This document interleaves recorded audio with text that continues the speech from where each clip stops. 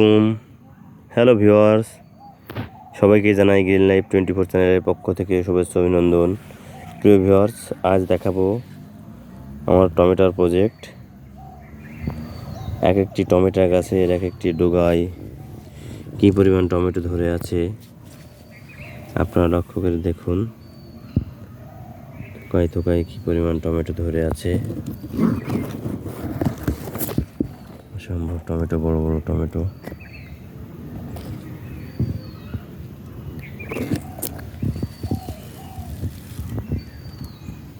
এই যে আমার টমেটো গাছ, ওগুলো জালি চলে আসছে।